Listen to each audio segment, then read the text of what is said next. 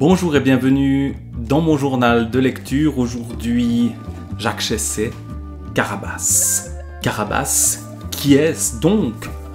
Le marquis de Carabas et le Chaboté, on connaît l'histoire. Carabas, eh bien c'est Jacques Chessay, que l'on voit ici, avec un chat.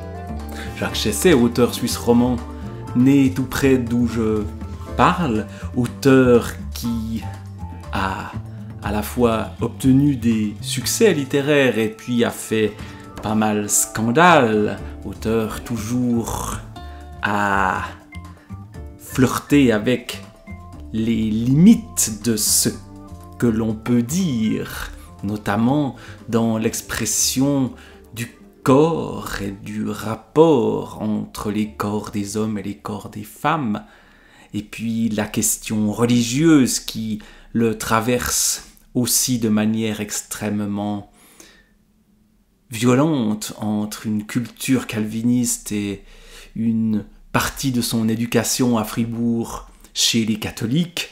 Il y a des contradictions nombreuses chez cet auteur sulfureux que fut Jacques Chessay. Ici, on est en 1971, un livre publié au Cahier de la Renaissance vaudoise, mais aussi chez son éditeur parisien Grasset, et où Jacques Chessay, eh bien, va entrer en lui-même. Il va, dans son style, qui est un style, j'allais dire rabelaisien, il y a de ça, un style qui est fait de profusion, de grandes envolées lyriques, eh bien il va entrer dans les zones les plus dures ou les plus cachées de lui-même, même si caché n'est pas forcément ce que cherche à faire Jacques Chessay, bien au contraire. Il y a une forme d'exhibitionnisme chez lui. Il y a donc une exergue qui est un extrait du Chaboté, évidemment, de Perrault. Le maître chat, qui allait toujours devant, rencontra des moissonneurs et leur dit « Bonnes gens qui moissonnez, si vous ne dites que tous ces blés appartiennent à monsieur le marquis de Carabas, vous serez tous hachés menus comme chair à pâté. » Le roi, qui passa un moment après, voulut savoir à qui appartenaient tous les blés qu'il voyait. « C'est à monsieur le marquis de Carabas, » répondirent les moissonneurs, et le roi s'en réjouit encore avec le marquis. Le chat qui allait devant le carrosse disait toujours la même chose à tous ceux qu'il rencontrait, et le roi était étonné des grands biens de monsieur le marquis de Carabas. Eh bien, Jacques Chessay est le marquis de Carabas. Il commence donc à nous faire une sorte d'autoportrait à travers différentes histoires de sa vie. Histoire de blason pour commencer. J'ai 36 ans. À 30 ans, j'ai écrit l'histoire d'un pasteur de 37 ans qui devient l'amant d'une catéchumène et choisit de se suicider. C'était un récit guindé, sans doute parodique, en tout cas trop tendu, trop calviniste, trop NRF, pour que je m'y retrouve maintenant. Confession du pasteur Bourg, qui a été donc le premier succès de Jacques Chessay, son premier livre, semble-t-il. En tout cas, un livre qui a marqué et dont il s'éloigne d'emblée dans ce livre-là. On s'éloigne peut-être de l'austérité calviniste. Et il nous raconte donc plein d'histoires. Par exemple, un chapitre qui s'intitule « Boire », où il dit d'emblée « Je parle de moi ». C'est à moi ces 36 années de chahut, mon petit liré, allusion à du Bellay, mon donjon de Vincennes, ma vallée au loup, mon Croisset, mon Balbec, mon Combray, mon Malagar. Et évidemment plein de références littéraires qui sont ici Croisset, chez Flaubert, Balbec, chez Proust, etc. Je vais et je viens dans la foire et la solitude. J'écoute, je tends l'oreille à ce rire et à ces larmes, je regarde. Je ne suis pas fier, simplement, je ne voudrais rien d'autre. Je n'ai jamais souhaité changer de peau. Elles me sont étrangères, ces rêveries de l'anneau de Gigès. L'invisibilité, l'ubiquité, un, je suis un autre, deux, je règne, en souverain absolu, trois, je suis pour une journée l'homme le plus riche du monde. Les tapis volants, les sorcelleries, les dons magiques me laissent froid. Les bijoux indiscrets, j'aime mieux imaginer l'amour des dames qu'entendre parler leurs coquins par subterfuge. Et si, par chance, elles se mettent à raconter à bon escient, aucune magie ne vaudra jamais leur mensonge vrai. Donc, il parle de lui. Et il parle de lui dans un chapitre qui s'appelle « Boire ». Il parle de ses ivresses, de son ivrognerie à certains moments dans les cafés.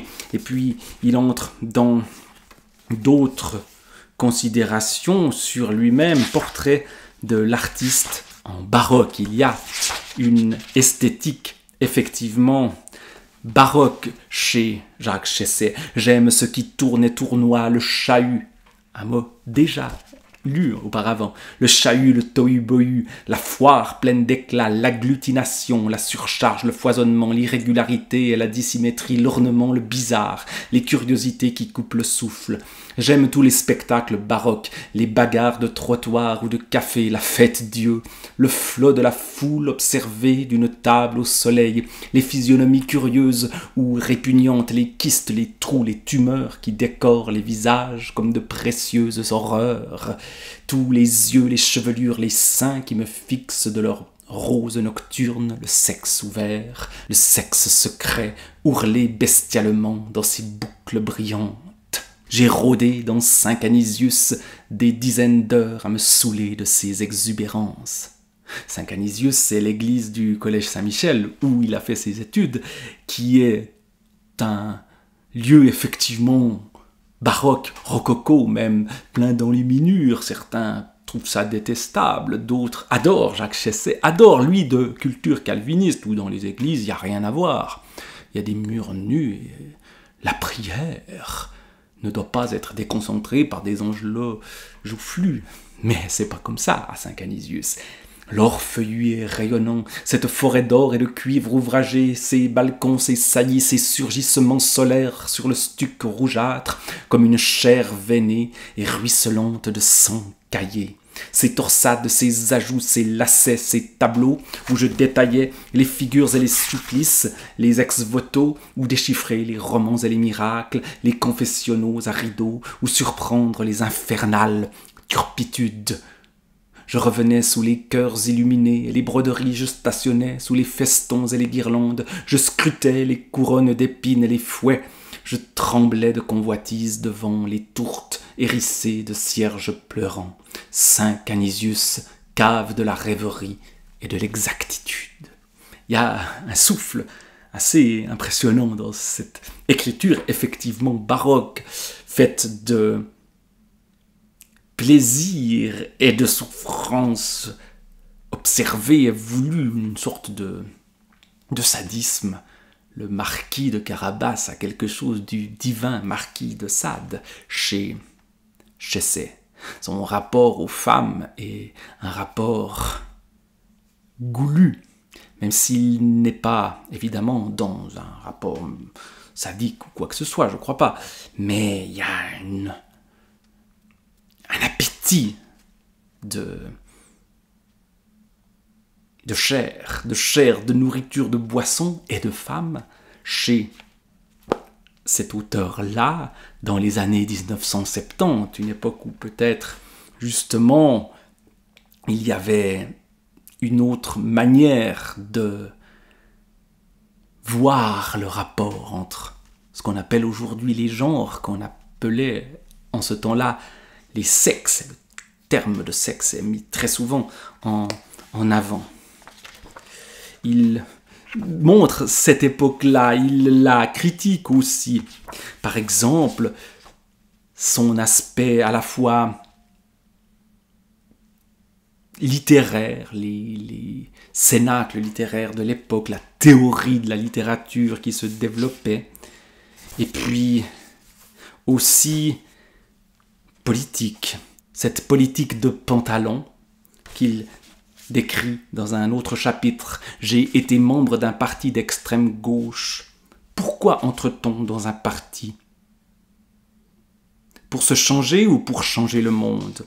Il y avait des deux dans mon entreprise. Et puis ensuite, il va dézinguer ces gens de l'extrême gauche. Elle est superbe, la gauche romande. Quart de Saint-Just, à l'œil terne, sous d'Astier, faux Jaurès, s'épuisant à faire oublier leur brevet d'instituteur dans des comédies de balustrade, à faire pâlir Pantalon, Mirabéaüs, à nœud papillon, qu'aucune baïonnette jamais ne prétendra éjecter, aristocrate accroché à la tribune populaire par une vieille nostalgie calviniste de la punition et de la harangue, maître de gymnase acharné à donner son avis sur tout en jouant au mauriaque minuscule dans les sobres colonnes du peuple trotskiste de tableaux noirs, empoignés au moment de fracturer les portes des usines des honnêtes messieurs Brown et Boveri, pétitionnaires en Alfa Romeo, applaudissant à l'entrée des tanks démocratiques sur les quais hésitants de la Moldau, Cohn-Bendit de bar à café, hantés par l'imitation infantile de Nanterre et la destruction de l'université, où ils convoitent leur petit grade, gauchistes à la craie, insultant le régime devant des classes de bourgeois ravis de leur audace, bibliothécaires maoïstes se gardant de cracher sur la paix que le généreux État leur verse. Oh, la triste politique des polichinelles léninistes vaudois, des guignols genevois, des niafrons nassériens et neuchâtelois, Saint-Jean la France, et qui crèvent de dépit de n'avoir pas eu leur joli mets. Oh, les pantalonnades et les galopades, oh, les glorioles, les cabrioles, les pétitions, les signatures, les forfanteries. Ce sont ceux-là qui insultent Aragon, coupables et traîtres à leurs yeux de ne pas les avoir suivis à Nanterre, ceux-là qui condamnent la lâche agression d'Israël contre les paisibles États arabes. Et c'est vous, messieurs, dames, qui voudriez donner des leçons de politique. J'en connais qui feraient bien de la boucler avant de prendre le paquet sur la gueule. Un peu d'humour au moins, mes bons prophètes. À force de vous monter le bobéchon dans vos cellules, vous avez perdu la jugeote. Vous en faites une galerie de frères prêcheurs dans les écoles et les salles des maîtres. Voilà, des gens qui en prennent pour leur grade, mais il y a un génie de la critique, ou plus que de la critique, de l'insulte ici, contre ces postures de gauchistes suisses romands, de sous-gauchistes, parce que, évidemment, on ne peut pas être gauchiste en Suisse romande, c'est structurellement impossible. Et évidemment, Jacques Chesset, qui a été membre d'un parti d'extrême gauche, dit-il, eh bien, lui, balaye tout ça, et balaye au fond toutes les autorités, toutes les postures, tout en se postant, si vous voulez, ou tout en se positionnant lui-même dans une posture qui est extrêmement